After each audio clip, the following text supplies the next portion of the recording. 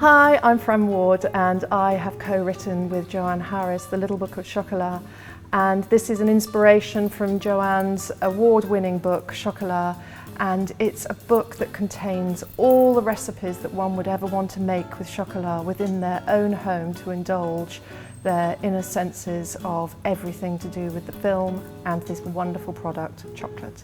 The Little Book of Chocolat is the descendant of several things that I've worked on before. One is the novel Chocolat, and the others are the cookbooks that I've co-written with Fran Warde. And this time we decided we wanted to concentrate particularly on chocolate. Chocolate brings up all sorts of emotions and commotions in people, and I think it's a very sensual food. Well, chocolate is definitely a mood-altering substance. I think nowadays, the way we take it, the mood-altering substance tends mostly to be sugar rather than the actual chocolate. But if you go back to chocolate as it should be, which is dark and relatively unadulterated with sugar and fat, then it definitely gives a kind of a chemical spike. It gives energy.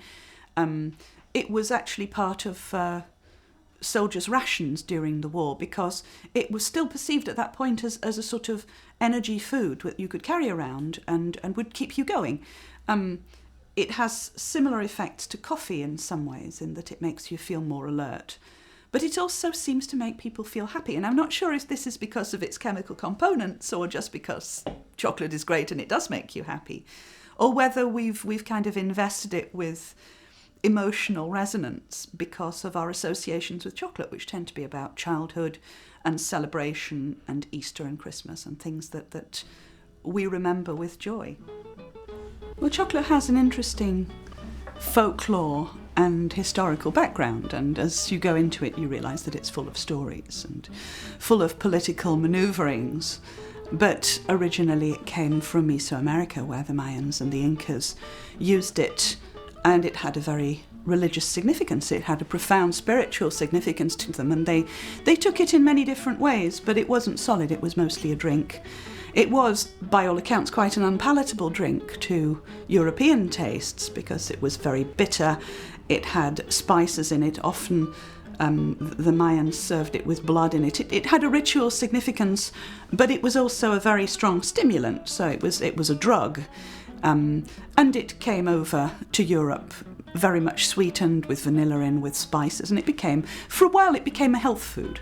I think people didn't really enjoy it until they realised how to make it enjoyable, but it became a health food, and then it became a kind of addiction. And the thing about chocolate is that it has managed to kind of go global in a way that nothing else has. It has now managed to infiltrate pretty much every community there is, and it's gone into all kinds of different foodstuffs, and it's still a mysterious substance. We still quite don't know how it works or exactly what the chemicals in it do to us, but we do know that it makes us feel wonderful. And so it's still kind of a drug. So this has been quite a challenge to me to work with chocolate, because I'm not naturally a chocolate girl. Said she, having eaten 2 of the meringues.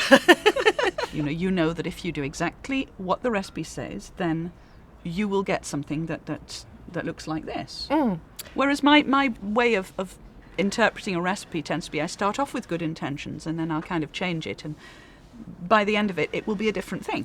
It's also immensely versatile, and you can make chocolate in savouries. You can make it into different shapes. You can create all sorts of different textures with chocolate. It's incredibly versatile. It's kind of seeded itself through cooking of every type and in every country now. Around the world. Absolutely. It's brilliant, and everyone's taken ownership of it in their own different way. One of them that makes me laugh so much is the meringues. Now, I can't remember what they're called in French. It's they translate into angel farts.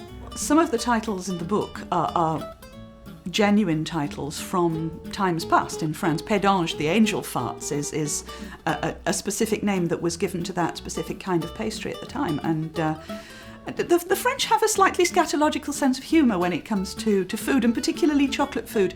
And there's definitely a correlation between chocolate and the church.